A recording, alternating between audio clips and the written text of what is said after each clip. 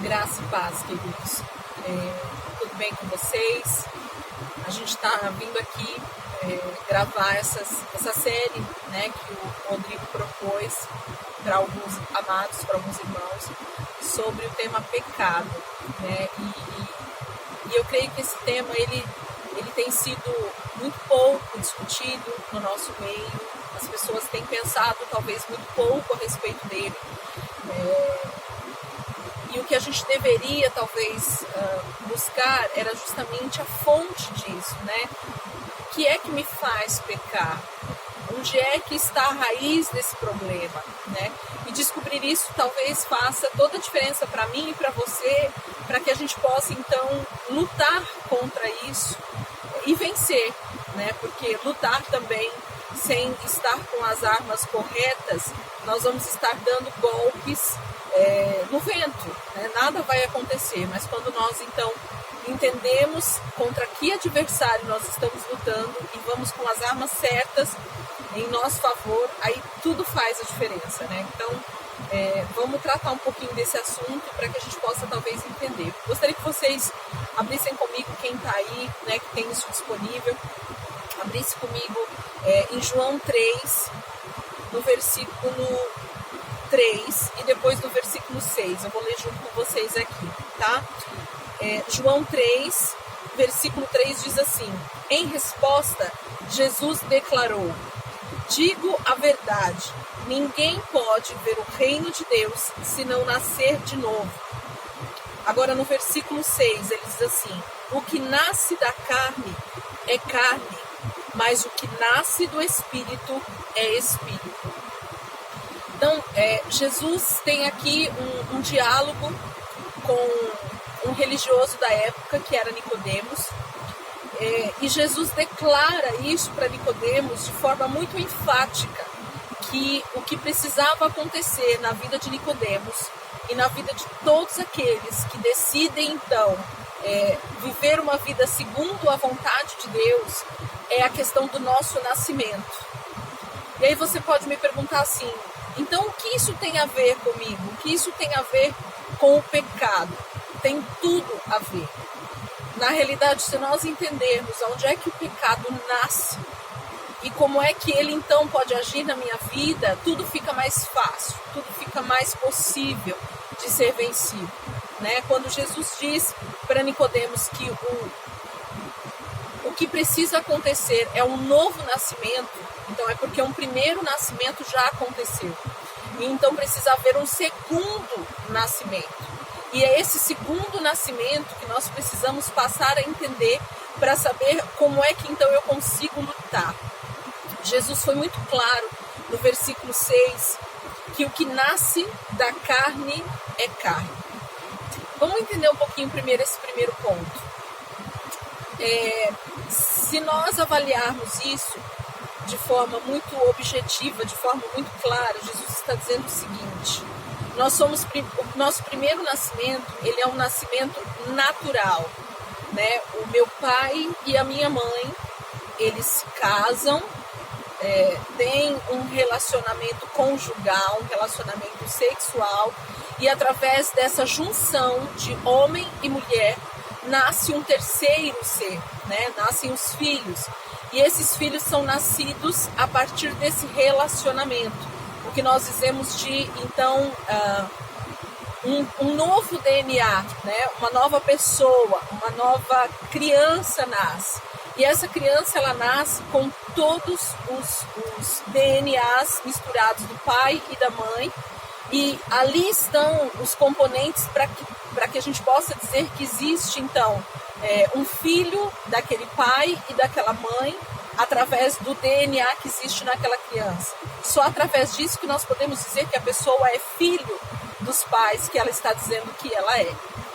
Então, o que Jesus está dizendo que é aquele que nasce naturalmente da carne, né, da junção de um homem e de uma mulher, é carne.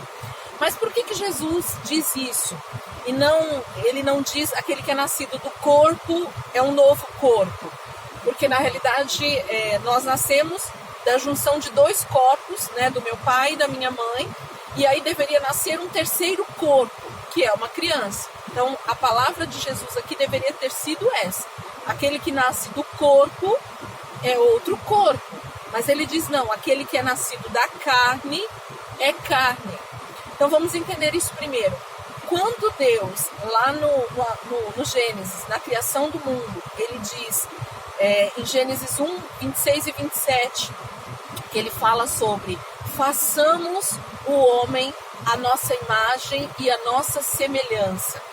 Então, a primeira parte em nós, seres humanos, na criação de Deus, que Deus criou, foi a parte divina. Eu chamo dessa forma, algumas pessoas dizem, talvez teologicamente de outra maneira, a maneira que eu consigo entender isso de forma muito objetiva é assim: a primeira parte que Deus cria no homem é o seu espírito, porque a palavra diz, se Jesus está dizendo, se o próprio Deus está dizendo em Gênesis 1, 26 e 27, que ele está fazendo o homem a sua imagem e a sua semelhança, como é que eu posso ser a imagem e semelhança de Deus se Deus não tem um corpo físico? Se Deus é espírito, João 4 diz que Deus é espírito.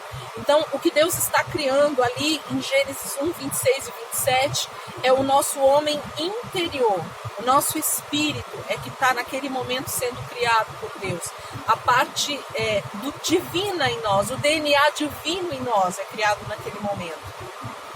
E a partir da queda, a partir do momento em que Adão e Eva pecam, o que morre no homem naquele momento é uma morte não física, mas uma morte espiritual. Então, naquele momento da queda do homem, o que passa a estar morto é justamente essa parte divina. Então, nós passamos a não ter mais uma conexão com o nosso Criador.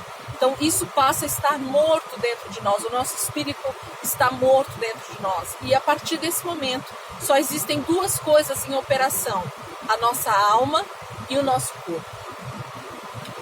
E aí, o nosso corpo, ele começa a ser dirigido por uma outra natureza, que não é a natureza divina, que não é a natureza segundo a natureza de Deus, como Adão e Eva, antes do pecado, viviam, segundo uma genética divina, vamos dizer assim, só para a gente poder entender. Então, essa genética divina não existe mais dentro do homem.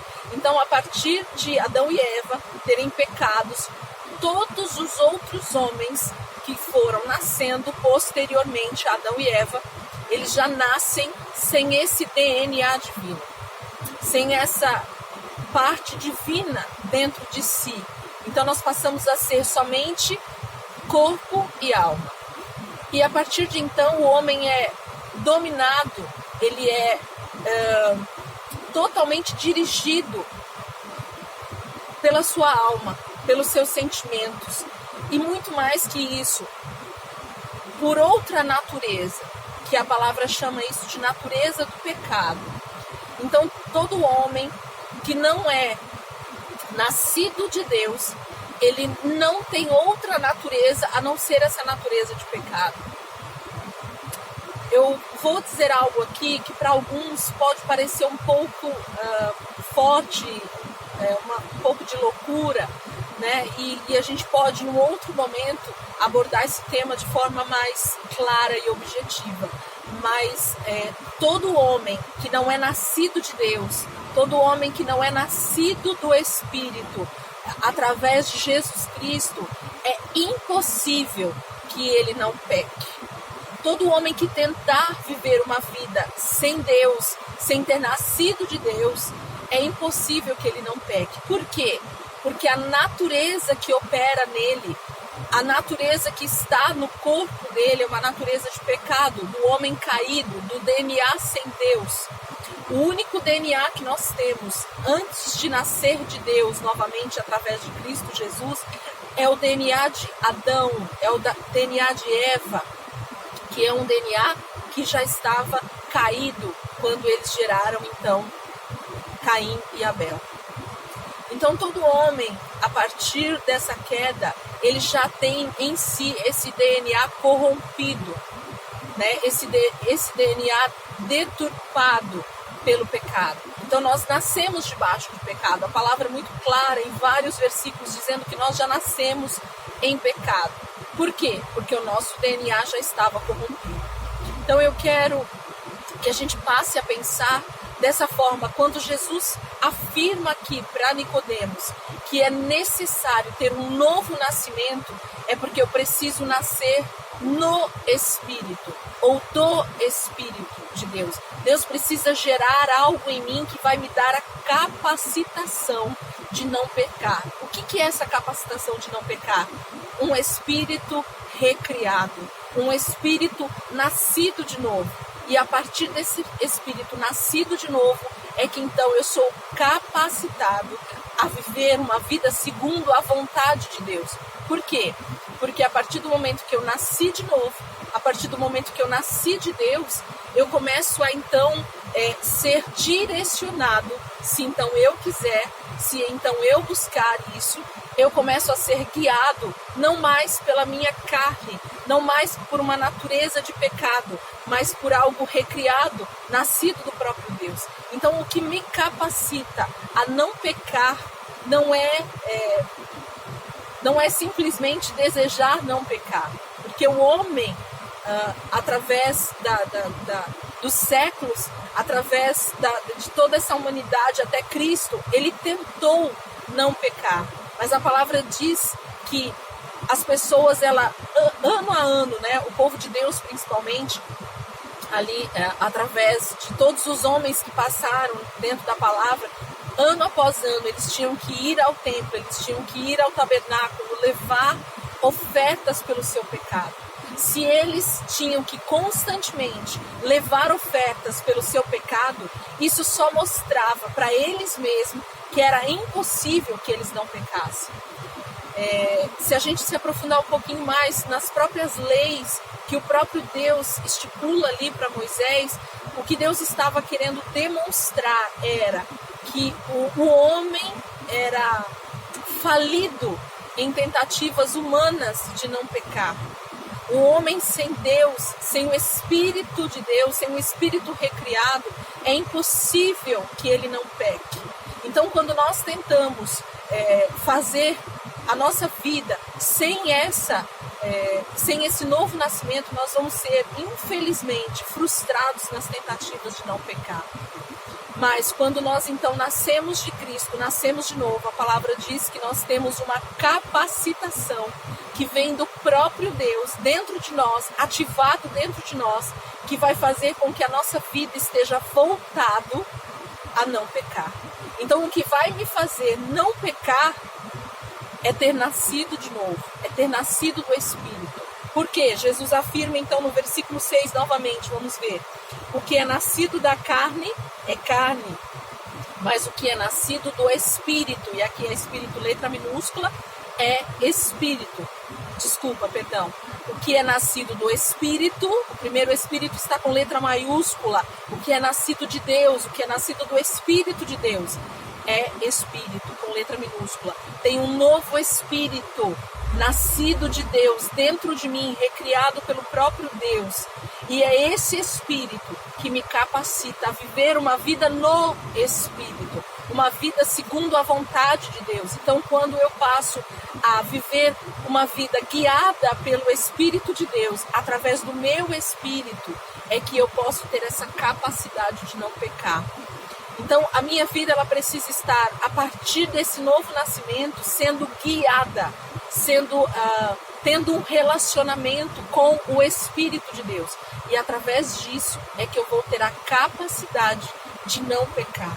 Sem essa intimidade do meu espírito com o Espírito de Deus, através de uma vida voltada à meditação na palavra, à oração, ao jejum, para a mortificação da carne, através das práticas espirituais, meu querido irmão, minha querida irmã, queridos que estão ouvindo essa palavra, é impossível que eu não peque. Ainda assim, vivendo uma vida no Espírito, a palavra diz que se nós pecarmos, nós temos um advogado. Então, eu tenho que ter essa convicção de que uma vida voltada para Deus me dará capacidade de não viver no pecado, e sim livre do pecado. Então, eu quero deixar essa breve palavra, que Deus nos dê muito mais oportunidades de falar sobre esse assunto, porque ele é totalmente pertinente para esses nossos dias. Amém, queridos? Deus abençoe.